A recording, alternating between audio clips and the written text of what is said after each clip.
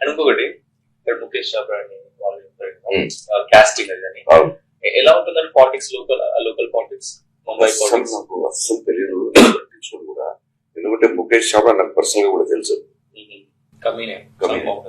కమీనే సినిమాకి ఆయన ఇక్కడ వచ్చాడు కాస్టింగ్ కోసం హైదరాబాద్. అది వచ్చి మేము ఇక్కడ రిహర్సల్స్ చేస్తున్నాం.